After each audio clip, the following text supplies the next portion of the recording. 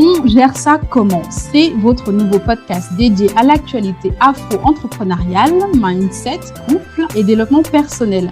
Accompagné de mon binôme Maëva, nous irons toucher les sujets sensibles pour soulever votre réflexion et bousculer vos principes. Attention, ce podcast est à prendre tel qu'il est, c'est-à-dire plein de fou rire, de bon temps et surtout aucun jugement de principe. Nous vous donnons rendez-vous tous les lundis pour découvrir de nouveaux sujets. Hello, salut à tous, bienvenue dans ce nouvel épisode de votre podcast préféré, On gère ça comment? Dans ce nouvel épisode, nous voulons aborder le sujet de la réussite, on veut parler mindset aujourd'hui et je suis toujours avec mon binôme préféré, Audrey Maëva. Comment ça va Maëva aujourd'hui? Ça va super et toi? Ça va bien. Arrête de rigoler. Oh. Non, mais je suis jamais sérieuse. En fait, je suis toujours contente de te retrouver. Quand on enregistre notre podcast, mon amoureuse, moi aussi, bien sûr. Tu m'as manqué et tout. Bon, c'est vrai qu'on se parle quand même tous les jours, mais c'est toujours cool de ce podcast. Oui, pour faire le Congo, ça. C'est quoi le sujet du jour? Alors, donc, du coup, aujourd'hui, Maëva, on va parler de mindset. On va se focus sur la réussite. On va aborder plusieurs points, dont l'échec, par exemple. Comment face à l'échec? On va parler aussi de nos retours d'expérience là-dessus. Ne pas se décourager, les moments de doute qu'on a eus, nos sources de motivation dans la vie, quelles sont-elles? Et aussi nos propres définitions de que veut dire réussir pour nous et comment est-ce qu'on voit la suite de notre vie? Où est-ce qu'on se voit dans 5-10 ans? Alors, donc, pour bien commencer, on va d'abord commencer par les sujets un peu… Voilà, on va mettre les pieds dans le plat. On va parler de nos échecs. Parce que pour parler de réussite, il faut parler d'échecs. Je pense que ça fait sens de commencer d'abord par les choses compliquées, difficiles, pour ensuite finir sur du bon. Donc, dis-nous un peu, Maëva, quels sont les échecs auxquels tu as fait face dans ta vie, que ce soit professionnel, scolaire, familial? Beaucoup, franchement, beaucoup. J'ai eu beaucoup d'échecs dans ma vie. Mais on dit souvent qu'il n'y a pas d'échecs, il n'y a que des leçons apprises. Je trouve que c'est poétique, ça sonne mieux, c'est plus positif. Donc, on va aller sur les leçons. Mais dans la réalité, est-ce que c'est vraiment vrai, ça, d'ailleurs? Pour moi, oui, quand même, dans un sens. Enfin, j'aime toujours dire que notre vie actuelle est la résultante de nos choix passés. Et dans nos choix passés, il y a des erreurs. Il y a justement aussi la raison de nos échecs. Et pour arriver à un stade d'échec, il faut forcément avoir fait de mauvaises décisions ou du moins avoir pris de mauvaises décisions. Donc, moi, j'ai fait pas mal de mauvaises décisions dans ma vie, autant sur le plan académique que sur le plan personnel. Les conséquences, je les ai bien senties passer. Je peux pas détailler tous les échecs que j'ai eu dans ma vie parce que… Oui, bien sûr, ce que tu es prêt à partager, évidemment. On sait pas, on se dit tout dans ce podcast, mais quand même, il y a un jardin secret là qu'il est bien de garder. Un peu filtré. Mais ce que je veux dire en tout cas, c'est que oui, on va parler des échecs, mais aussi comment vivre cette phase où tu acceptes d'avoir échoué en fait et de ne pas tomber dans la dépression. Parce qu'il faut savoir que moi j'ai fait de la dépression au point où je ne sortais plus de chez moi. C'était un point tel où j'avais vraiment perdu espoir, j'étais vraiment démotivée. Cet épisode de ce podcast sera un petit peu mélodramatique parce que je sais qu'il y a plein de personnes qui nous écoutent qui probablement passent par son passé ou bien qui passent par des moments difficiles parce que la vie est faite de ça, c'est fait d'épreuves, c'est fait de haut et de bas. Donc, je suis sûre que vous allez vous retrouver un peu dans nos récits respectifs, moi et Chimène. Donc, oui, on est là pour se détendre, pour rigoler, mais on n'oublie pas aussi que la vie a ses revers et voilà, on est tous humains, on a les mêmes combats au quotidien. That's the same shit à la fin de la journée. Donc, je vais faire un résumé. J'ai d'abord connu pendant mon enfance le tort psychologique que les brimades scolaires peuvent causer à un enfant. Et ce tort psychologique, je l'ai transporté jusque dans mon âge adulte. Il faut savoir que j'ai été vraiment bully, mais vraiment bully hard. Après, il y a pire parce qu'il y a des gosses aujourd'hui qui se suicident pour ce genre de choses. Mais on se moquait de moi, on me rabaissait, on me pointait du doigt, etc., etc. Et je me souviendrai toujours, c'était un peu comme dans les films, je me souviendrai toujours de cette petite bande de filles super cool que tout le monde admirait. Et moi, je voulais tellement être leur copine, donc du coup, j'étais toujours la outsider. Vraiment la outsider de ouf, quoi. Et c'est resté, en fait, la façon dont elle me traitait, même pas seulement elle, à tous les traumatismes et les moqueries que j'ai vécu, je les ai transportés, ces insécurités-là, je les ai transportées jusque dans l'âge adulte. Et j'ai commencé à ne pas avoir confiance en moi, à tenter des choses sans vraiment avoir… Parce que quand tu tentes un truc, quand tu as un projet, tu commences la chose, si t'as pas de l'assurance et si t'as pas vraiment besoin d'une certaine confiance. Oui. Exactement, tu vas forcément bugger parce qu'il faut que tu aies une certaine assurance pour débuter un projet, le mener à bien. Donc, moi, il faut savoir que je suis mamie cap, je suis mamie business, je suis une mamie et j'aime chercher mon argent. Donc, tout ce qui est petit business, quand je faisais mes cours de langue, je vendais des petits articles pour femmes à mes camarades et tout. Enfin, je cherchais toujours les petites activités qui pouvaient me ramener des sous. On peut rapporter un peu de sous, ouais. Revenons sur la première partie de ce que tu disais, mais juste un peu en avant ta perception de l'échec à ce niveau-là déjà à l'école, parce que forcément, c'était pas quelque chose dont tu étais à l'auteur, tu étais plutôt victime de ce genre d'agissement qu'on en voit encore aujourd'hui, mais comment est-ce que tu perçois déjà l'échec à ce niveau-là? Pour moi, l'échec, c'est de ne pas avoir assez eu de caractère pour m'imposer, pour me défendre.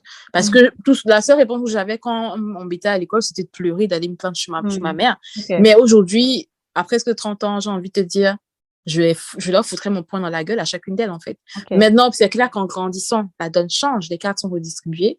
Mais je m'en voudrais toujours de ne pas avoir eu assez de caractère étant plus jeune. Donc, pour moi, ça, c'était un échec. Ok.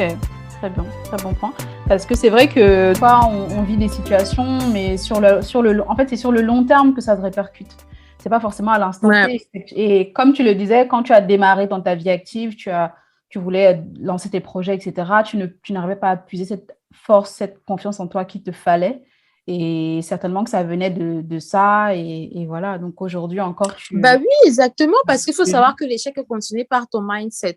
Ça, c'est un épisode mindset. Il faut savoir que disons que tes décisions, ta façon de gérer tes affaires, c'est conditionné par ton mindset. Si déjà toi-même, tu n'es pas convaincu de ce que tu fais, si tu penses que tout ce que tu fais va échouer, que tu n'as pas de qualité, que tu ne vaux rien et tout. Et moi, c'est des pensées comme ça qui me traversaient l'esprit. Dis-toi qu'une gamine de 17, 18 ans qui a des idées comme ça, même si tu veux lancer même quand tu as 40 ans, si tu n'as pas un mindset préparé au succès, tu ne peux pas avoir accès au succès. Il faut que tout ton être et tout ton psychique soit en accord avec le succès. Il faut que tu sois conditionné déjà, que tu sois prête et en phase avec ça. Mais si dans ta tête, tu as une mentalité de perdant, faut pas être surpris des résultats. Et c'était mon cas.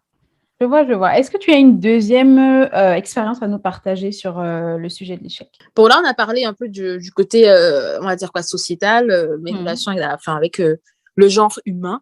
Là, moi, de toute façon, mes traumatismes dans l'enfance ont eu un impact sur tout dans ma vie, que ce soit au niveau familial, que ce soit au niveau relationnel. On dit par là académique. On va aussi parler des relations. J'ai très mal géré mes 2 premières relations, aussi loin que je m'en souvienne. Et ça avait un rapport avec justement l'éthique que j'ai développée suite à mon traumatisme étant gosse. Et tout ce que je peux dire, sans vouloir entrer trop dans les détails, c'est que je sais et je suis persuadée que je ne suis ni la première ni la dernière personne à avoir vécu des traumatismes dans l'enfance qui ont eu un impact à la vie adulte, parce que ça arrive très fréquemment. Et tout ce que je peux dire, c'est que les gars, baissez pas les bras. Franchement, ça prend du temps. Ça prend le temps que ça doit prendre, mais au fond, avec le temps, on arrive à sortir la tête de l'eau et à prendre confiance en soi. Des fois, je me regarde dans la glace, je me serais jamais dit qu'un jour, j'allais me trouver jolie, en fait. Belle. J'allais me trouver canon. Mais aujourd'hui, je peux le dire à haute voix que je suis canon. Donc, mais il y a 5 ans en arrière, je voudrais pas. C'est magnifique, Maëva. Merci, ma puce. Tu es vraiment. Mais ça compte, tu vas pas ma copine. Non, ça compte. Quand je dis que quelqu'un est vraiment bien foutu, bien, il est beau, elle est belle et tout, c'est que vraiment, je le pense. C'est-à-dire que même si je ne te connaissais pas, j'allais dire, mais la fille là, vous avez son joli corps là, qu'elle met en valeur un peu comme ça, genre. Donc voilà, ça c'était cadeau. Alors, tu as dit quelque chose qui m'a interpellée. Tu as parlé de relations et tu n'as pas voulu entrer les détails du fait que de l'impact que ton expérience scolaire a causé dans ta relation. Mais je veux juste que tu nous donnes un seul exemple, 1 ou 2 exemples qui va pouvoir nous aiguiller un petit peu plus. Aussi nos auditeurs, il ne faut pas oublier que les gens ne nous connaissent pas. Et c'est intéressant aussi d'avoir ce genre de retour d'expérience pour qu'on essaie un peu de s'imaginer du coup à quoi la relation ressemblait. Est-ce que, par exemple, tu étais trop en manque d'attention, tu étais trop en manque de toi, donc tu voulais des compliments tous les jours, j'étais des cadeaux tous les jours? Non, mais j'étais une dépendante affective, tu vois, du genre...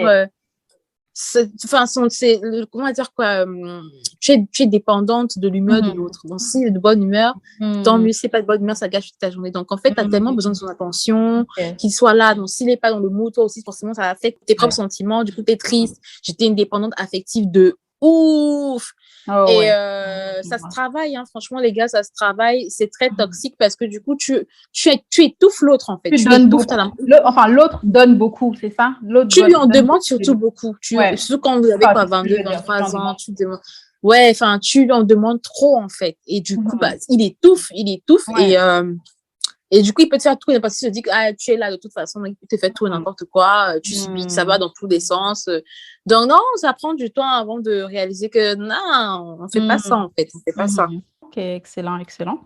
Alors, moi, de mon côté, du coup, moi, je vais aussi prendre 2 exemples. Donc, je vais parler de mon côté professionnel et côté perso. Le côté pro, moi, j'ai toujours rêvé d'être présentatrice télé. Donc, ça, c'est mon... Ça t'aurait bien convenu en plus. Sérieux? Ouais. Franchement, dis-le encore parce que l'univers n'a pas encore bien compris. Mais franchement, tu te vois bien pour toi. Oh, c'est gentil, merci. Non, tu sais qu'il y a encore le temps, tu vois un peu. Non, les gens disent que non, bien jamais trop tard. Et moi, j'y crois. Donc, en fait, quand j'ai fini mes études, même bien avant la fin de mes études, j'avais déjà dit à ma mère, maman, je vais faire des études de journalisme et tout. Mais ça coûtait extrêmement cher. Et donc, j'ai pas pu suivre cette branche. Du coup, je suis allée dans une branche communication, marketing, etc. en espérant que je puisse avoir des débouchés journalistiques. Ce qui se passe du coup à la fin, c'est que je commence à postuler dans des chaînes qui me faisaient un peu rêver. Comme à l'époque, j'étais plus tournée vers les chaînes africaines. Donc, j'avais postulé chez Vox Africa, j'avais postulé chez Canal+ Africain, chez CRTV, STV2 aussi. Et j'avais eu un entretien avec l'une de ces chaînes. Et malheureusement, en fait, j'étais tellement contente. Déjà, le fait que l'une d'elles me contacte, j'étais tellement fière. En fait, je me voyais déjà à la télé. Alors, attention, ce n'est pas le fait de passer à la télé qui m'excite le plus. Non, c'est vraiment le fait de présenter quelque chose de A à Z. Mais quand on m'a appelée, j'étais tellement fière. Je me disais, ça y est. En fait, j'étais sûre que j'avais été prise, en fait. Rien que passer un coup de fil et ce rendez-vous. Et donc, je pars au rendez-vous, je passe l'entretien, tout se passe hyper bien. À la fin du rendez-vous, je m'autorise à faire une petite visite en fait des lieux parce que j'avais eu rendez-vous sur place. Je m'autorise à faire une petite visite des lieux, je regarde et tout, je me projette, je me dis ah ouais. Et tout. Malheureusement, comme Dieu fait les choses, je ne suis pas rappelée. Une semaine passe, 2 semaines passent, 3 semaines passent, je ne suis pas rappelée. Je dis, mais attends, je vais lui envoyer un petit mail pour demander si effectivement, quelle a été l'issue de l'entretien. Et je n'ai jamais obtenu de réponse. Quand je te dis jamais, c'est que silence radio. Donc, même pas désolé, même pas un refus, rien du tout. Rien. Waouh. Je me dis, ok, bon. En fait, déjà, ça m'avait cassé parce que déjà, je n'avais pas beaucoup obtenu de réponse. Et là, le seul rendez-vous que j'avais eu, c'était, on me fait un peu nourrir cet espoir. Et après, on me laisse un peu sur le côté comme ça. J'étais déçue. Et à ce moment-là, j'ai un peu mis de côté les chaînes de télé. Je me suis rabattue sur les entreprises traditionnelles. Et du coup, ça a été quand même quelque chose qui m'a profondément blessée parce que je me disais, mais attends, j'ai droit à ce rêve. Et j'ai plus que ça. Je mérite, en fait, cette place. Parce que j'ai travaillé, parce que je me sens, j'ai ce potentiel, etc. Je me sens assez en confiance. Tout à l'heure, on parlait de confiance. Mais du coup, moi, je ne sais pas d'où me venait cette confiance, mais je me sentais assez prête, préparée à assumer ce rôle. C'est un peu comme un mec avec qui tu t'entends bien, il te donne de l'espoir, limite vous couchez ensemble et le lendemain, il ne donne plus de nouvelles. Tu dis, mais what? Où est-ce que j'ai fauté? Tu vois ce sentiment-là? Ça pique. La comparaison là est trash. Ah oui, non, mais ça m'a piqué le cœur à un point. Bref, donc ça, c'était ma première expérience qui m'a vraiment bouleversée dans ma vie. Et du coup, bon, ça a pas. J'ai réussi à me relever entre guillemets, hein, puisque je me suis rabattue sur un média web. Un jour, je reviendrai. D'ailleurs, superambitiongirls.com, on va mettre son barre d'infos. Allez checker les articles de Chimène, elle est très inspirée. Voilà, ça c'était la partie publicitaire. Ensuite, pour ma deuxième, bon, du coup, côté perso, côté relation, oh là là, ça c'était.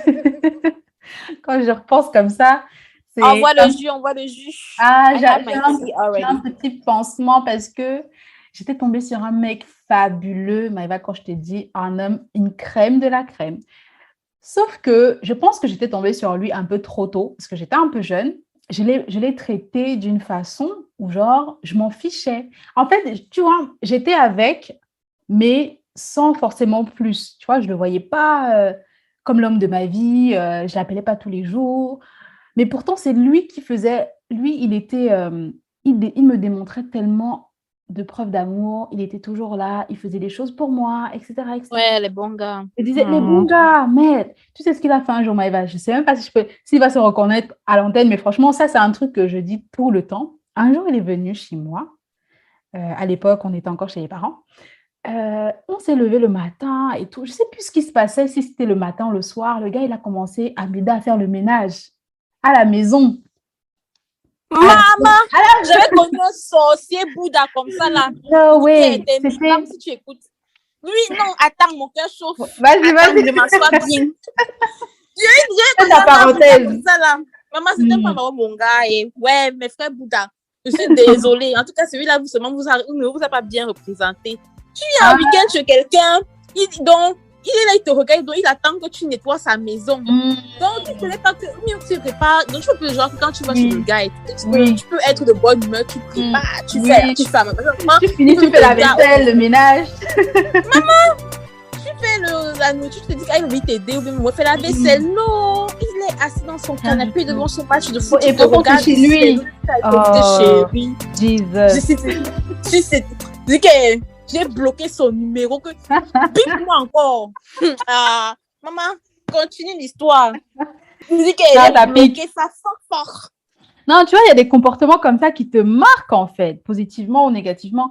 Mais moi, dans mon cas, j'étais là, wow. En fait, j'étais impressionnée et en même temps, ça commençait à me faire peur parce que je me disais, mais il me donne trop d'amour. Like, it's too much. Je ne pouvais pas handle it. Je ne savais pas comment me comporter et du coup, je devenais distante et tu vois, je ne lui donnais pas assez d'attention. En fait, je ne lui donnais pas autant d'amour et je ne lui rendais pas l'appareil.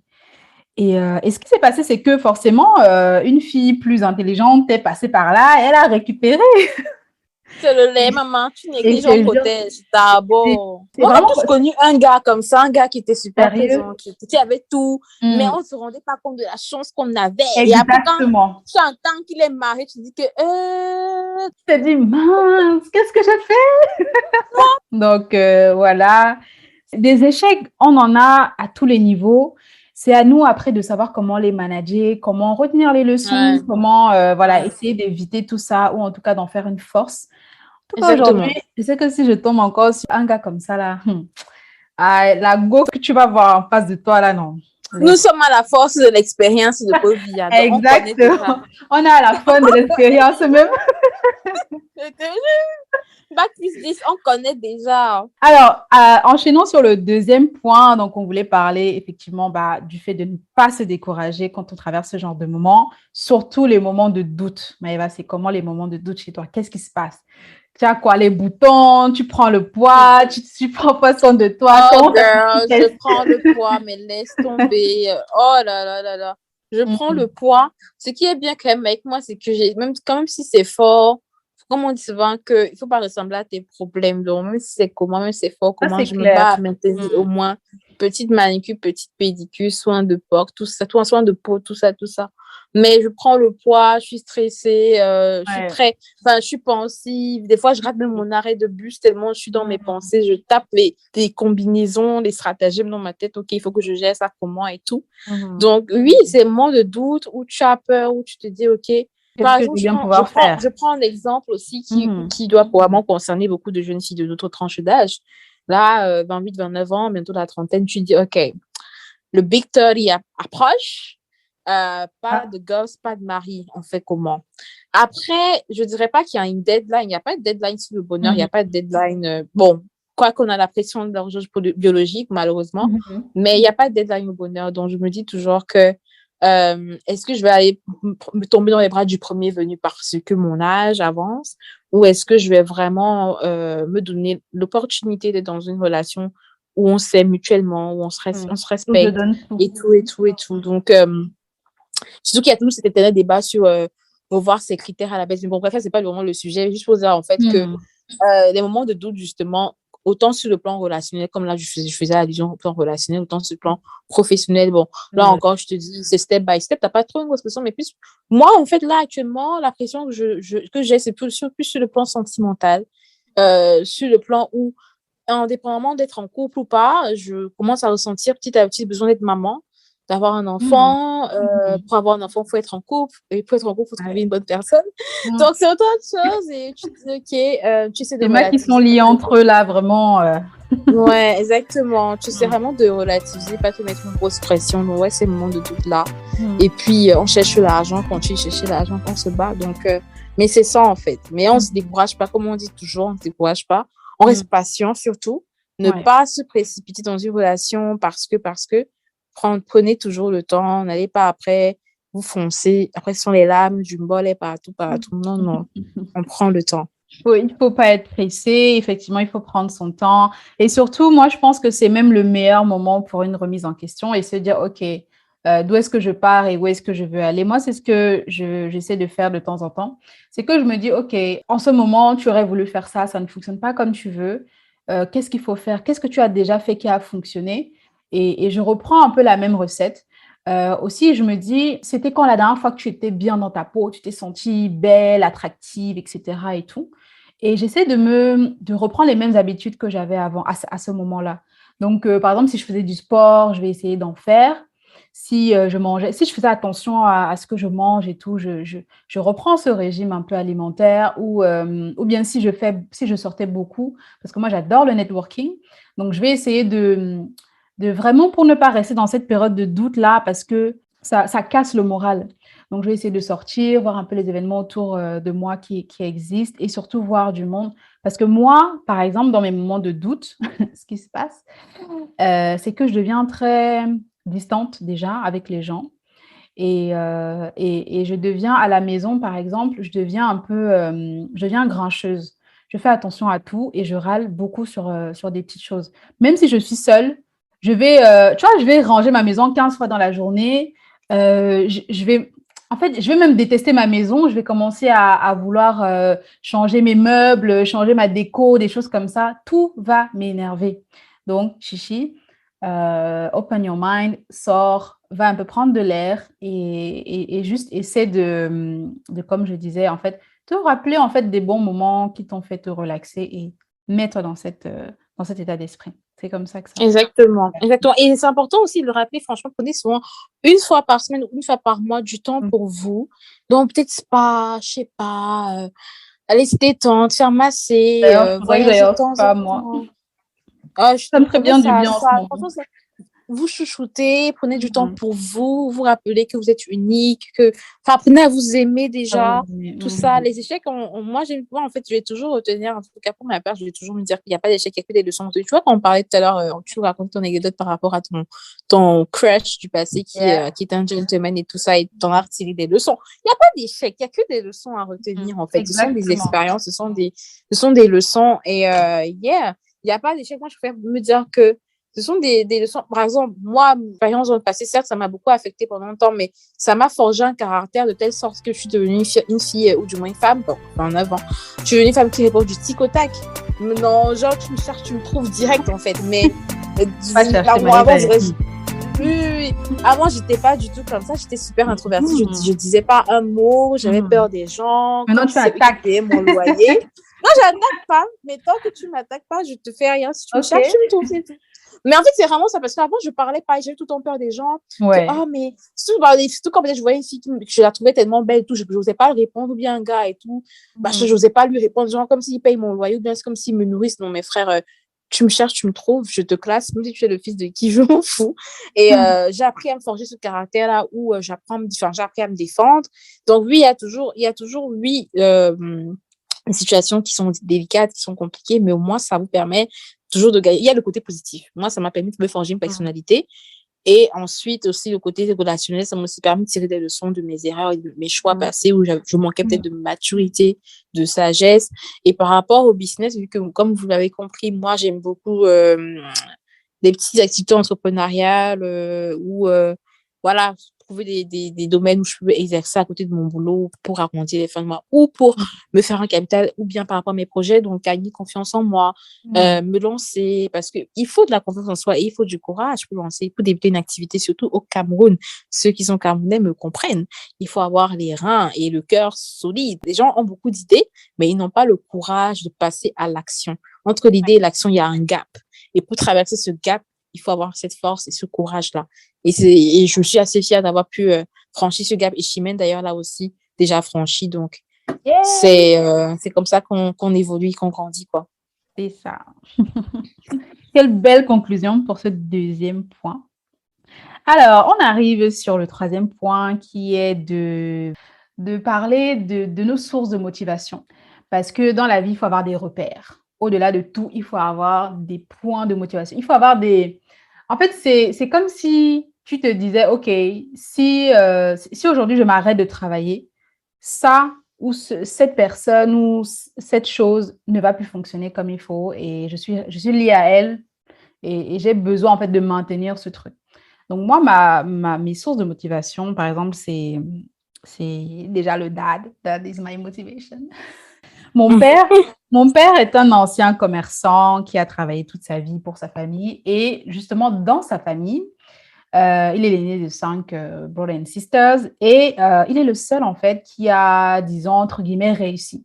Moi, sa réussite, je la place dans le fait de pouvoir prendre soin de sa famille sans en attendre d'une personne en fait. Donc, c'est-à-dire avoir une activité qui te ramène de l'argent, qui te rapporte de l'argent, pardon, et de pouvoir subvenir aux besoins de ta famille sans dépendre de qui que ce soit. Et dans sa famille, il est le seul qui a réussi à faire ça et même à tirer les autres membres de sa famille vers le haut. Et voilà, donc c'est un peu comme... c'était un peu le point central de sa famille, ça l'était. Je dis ça l'était parce qu'il est en retraite maintenant. Et donc, c'est vraiment une motivation pour moi parce que j'aimerais bien jouer ce rôle-là à mon niveau, donc dans ma famille. J'aimerais bien être cette personne-là, la personne que mon père a été pour ses frères et sœurs. Donc, j'aimerais bien l'être pour mes frères et sœurs, les petits, les moins grands et les plus âgés. Parce que justement, si je regarde ma famille de façon globale, il n'y a pas grand monde qui ait vraiment pu s'en sortir.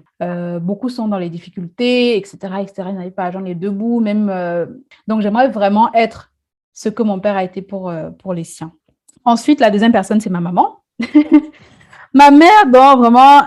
En fait, je dis toujours que pour savoir qui je suis, regardez ma mère parce que elle est exactement... On s'appelle même photocopine. Parce que je suis exactement comme elle, dans le sens où elle a évolué toute seule. Elle n'a pas été mariée très, très, très, très longtemps. En tout cas, dans la période où elle a été une femme émancipée, elle n'a pas eu un homme à ses côtés pour bâtir ce qu'elle a bâti aujourd'hui. Et elle est vraiment du genre, même dans la maladie, dans la tristesse, elle va toujours te sortir une carte. Elle est capable de faire des investissements ou faire des achats ou c'est-à-dire monter des projets faramineux, mais dans une tristesse. Tu te dis, mais la femme, si à quelle heure elle a pu faire ça? À quel moment, que ce soit en période de maladie, comme je le disais, elle réussit toujours à aboutir un projet qu'elle a en tête, qu'elle nourrit depuis, en fait. Donc, pour elle, peu importe ce qui va lui tomber dessus, ça ne l'empêchera pas d'atteindre ses objectifs. Et c'est exactement ce qui me motive parce que je me dis aujourd'hui, voilà, tu es seule, tu n'es pas mariée, tu n'as pas d'enfant, tu as beaucoup de projets, mais tu es seule. Donc, just go for it. Tu ne vas pas attendre de quelqu'un ou d'avoir un mari, en fait, pour commencer à travailler et atteindre tes objectifs. Donc, fais-le tant que tu as la force et surtout, fais-le quoi qu'il en coûte.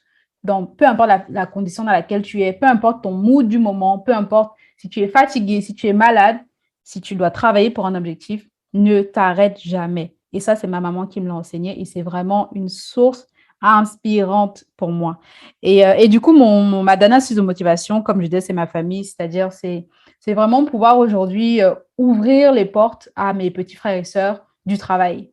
Parce qu'il faut montrer à tes petits frères et sœurs que, en fait, c'est par le travail qu'on devient riche. C'est par le travail, en fait, qu'on mange à sa faim et qu'on peut voyager et s'offrir, en fait, des choses confortables. Pas le luxe, mais en tout cas, ce qui te fait vivre de façon confortable. Et voilà, ça, c'est ce qui me pousse aujourd'hui à développer des projets, à investir, à multiplier mon argent, mon petit argent. Et je dis toujours que le gars qui va venir me trouver à l'heure, s'il a, non, il a intérêt à bien marcher parce que même si on se marie aujourd'hui, ce que j'ai eu avant toi là, pardon, ne veux pas mettre les yeux sur ça. Il ne faut pas mettre l'œil dessus. D'abord, on est contre la communauté de bien, n'est-ce pas? D'abord, on ne va même pas mentionner ça. Mais on cache. Les femmes, vraiment. Non, je plaisante. Alors toi, Maëva, c'est quoi tes sources de motivation? Dis-nous.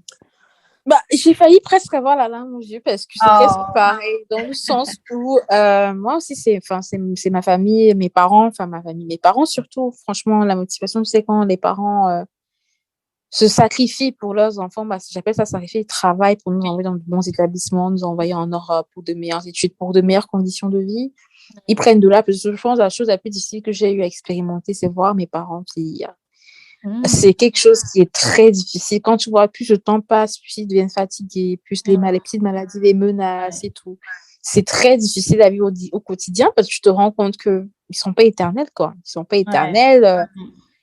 Personne ne l'est, mais c'est difficile à accepter, en fait. Surtout quand tu vois les maladies, tout ça, moi, c'est quelque chose que j'ai toujours beaucoup de mal à accepter. Je lui ai toujours dit, Seigneur, s'il te plaît, donne-moi la force et la possibilité d'atteindre tel objectif, leur faire vivre une belle vie, on va dire quoi, de beaux jours, avant qu'ils ne partent, avant qu'ils ne partent ou avant que je ne parte, peut-être je vais partir avant eux, hein. Avant qu'on se sépare, je veux vraiment qu'ils puissent manger mon argent, je veux qu'ils puissent voir mes enfants, je veux qu'ils puissent vivre tous ces moments importants de ma vie, qu'ils puissent vraiment être là. Je leur dois tant, je leur dois énormément. Et franchement, c'est émouvant de le dire parce que ceux qui ont le sens de la famille et qui vraiment ont encore la grâce d'avoir leurs deux parents, franchement, ne prenez rien pour acquis parce qu'en une seconde, tout peut basculer. C'est une grâce d'avoir encore ses parents en vie. Tant qu'ils sont en vie, il faut se battre à les honorer, à les rendre heureux surtout. C'est très important. Ça motive aussi parce que quand vous voyez les parents vieillir et tout le temps, ils ont peut-être des petits problèmes, peut-être les factures de ci, les factures de ça, à travailler plus, ils n'ont même plus besoin d'appeler pour demander quoi que ce soit que, mais papa, tu as ta carte de crédit, va à la banque, tu prends l'argent.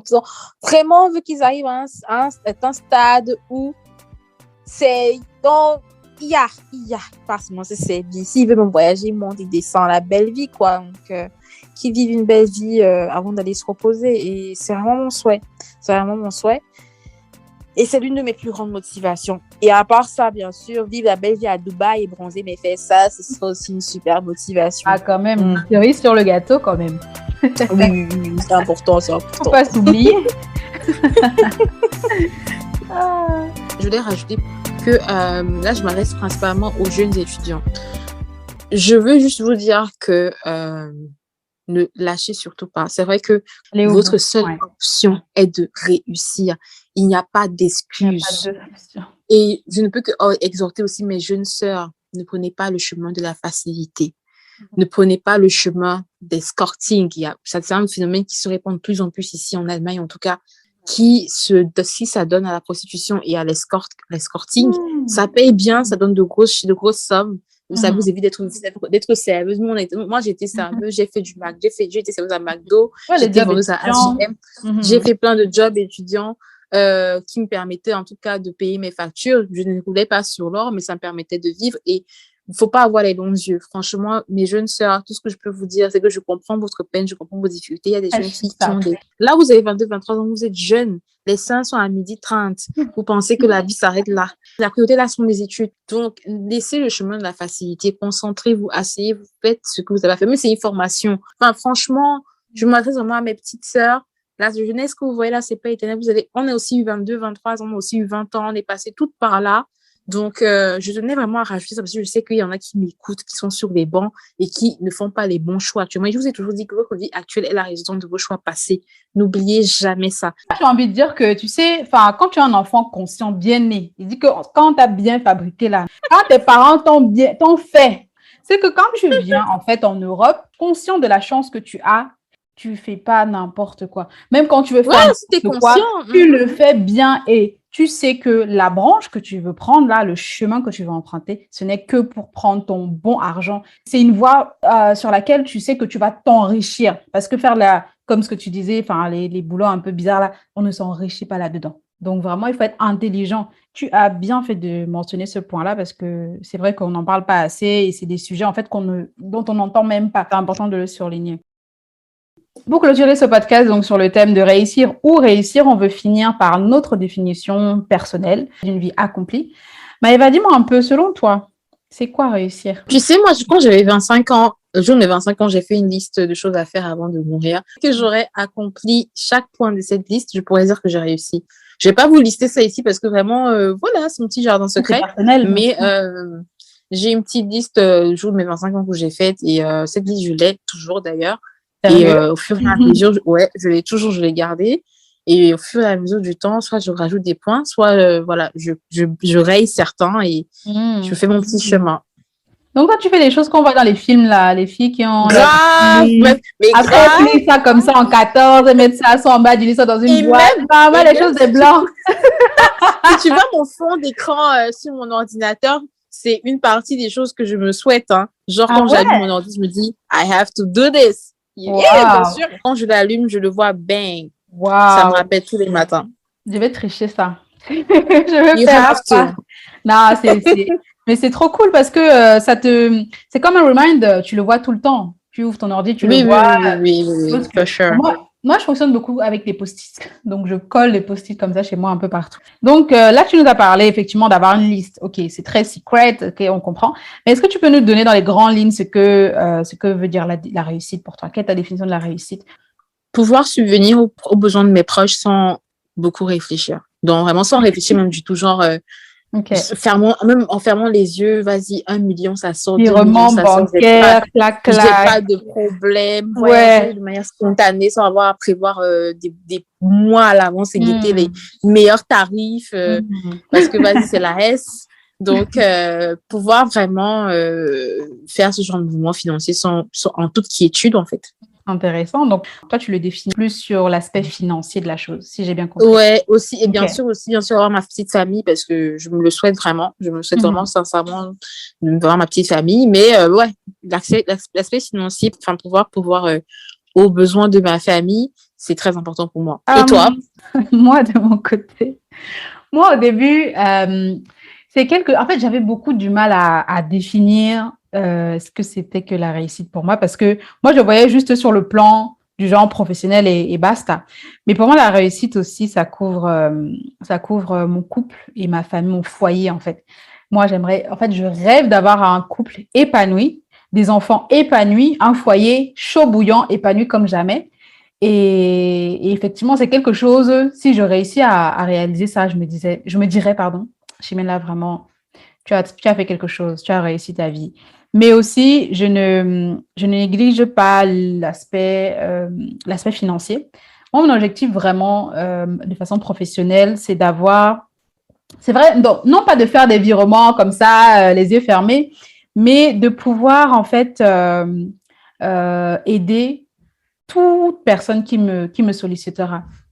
C'est-à-dire que si j'ai un membre de ma famille qui me dit, voilà, Chimène et tout, etc., il y a un souci, j'ai un projet de ça, j'aimerais pouvoir lui donner les fonds dont il a besoin sans que ça n'empiète effectivement ma vie familiale. Donc, je ne dirais pas que je rêve d'être hyper riche, mais je rêve d'une aisance financière. Donc, allez, dans mon compte en banque, il faudrait que j'ai sur mon compte courant... Non, sur mon compte épargne. Épargne ou compte courant? Les deux, pourquoi pas? Sur mon compte épargne, il faudrait que j'ai environ 150 millions d'euros. Alors, maman, aisance, c'est pas richesse. C'est moi que c'est l'aisance. Oh, c'est pas riche, ça. Bon, là, bien sûr. Excusez-moi, Autant pour moi. Bah oui, avec 150 millions d'euros, je sais pas si je t'achète un yacht ou un jet privé. Oh là là. Voilà, une aisance financière. Du genre, j'amène mon chéri au resto quand je veux, mes enfants, ils vont dans des écoles privées, etc. Franchement, ça, c'est ça pour moi la réussite. Voilà. En tout cas, je crois qu'il est temps de clôturer. Exactement, c'était super en tout cas. On a parlé vraiment d'aspects très importants. J'espère que ceux qui ont écouté, les plus jeunes surtout, ont écouté. Vous aussi, dites-nous en commentaire ce que vous pensez de la réussite. C'est quoi pour vous la réussite? Comment vous définissez le terme réussite pour vous spécifiquement? Et faites les commentaires. Continuez de partager, nous soutenir, ça nous va droit au cœur. On fait plein de gros bisous et au prochain épisode. Ciao!